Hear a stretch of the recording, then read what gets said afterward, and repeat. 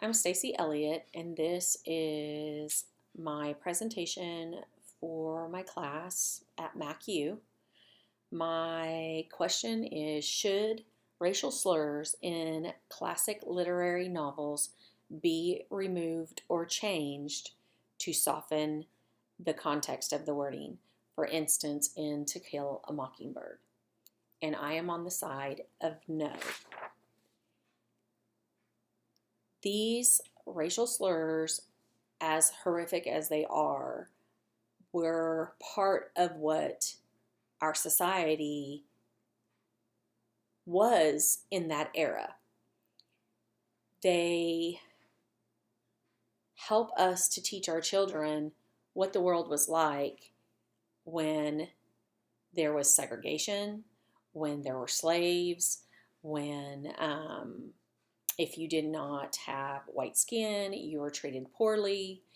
And with these literary classics, we are able to give a picture or paint a picture of what that was like in that time and era.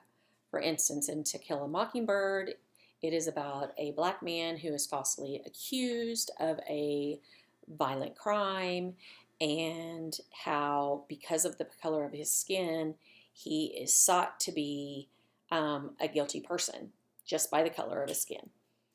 In this book, it has some derogatory terms towards black people, and I won't use the word. However, I do not believe the word should be removed. What I believe is that these words that are in these different classic novels during this era should remain. The reason I believe that is because it's like George Santana said, if we don't learn from our history, we are doomed to repeat it.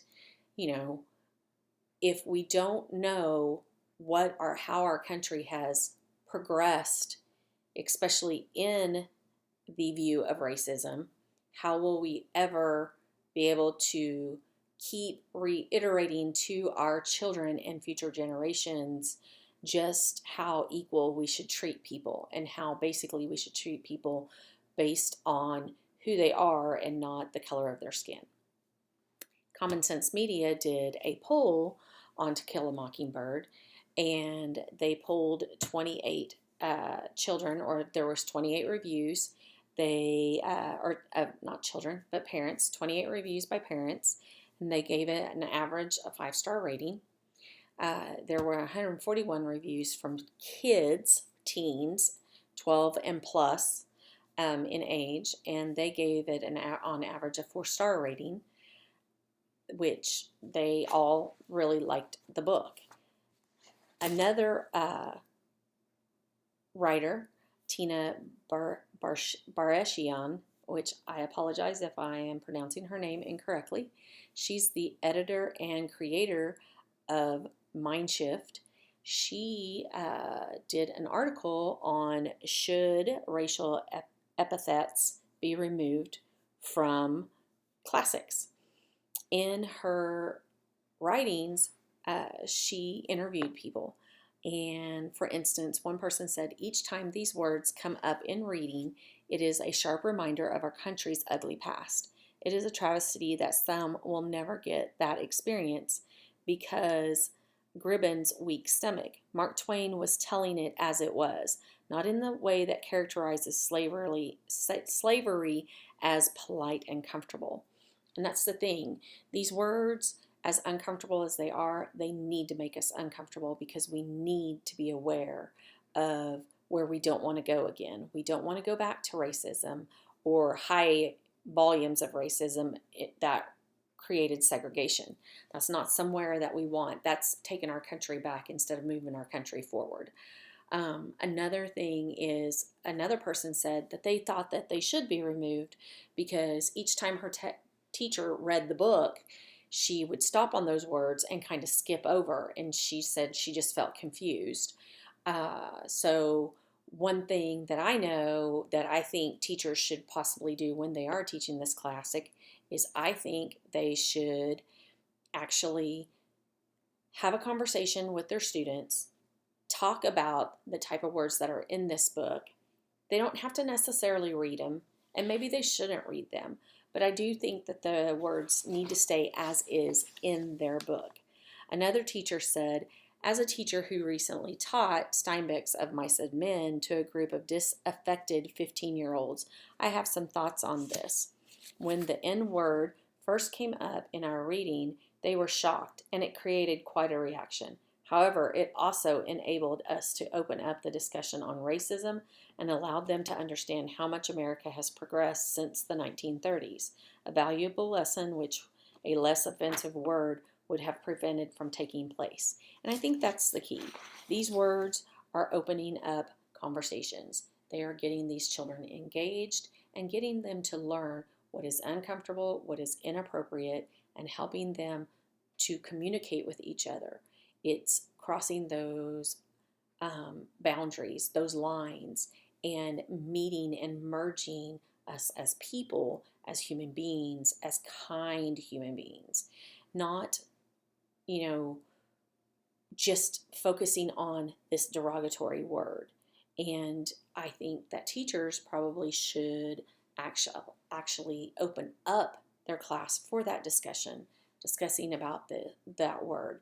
And these kids that fall under, say, like African Americans, that the N word was used against, they can explain, because as a white person, it is very hard for us to understand what they actually have to go through in the regards of racism.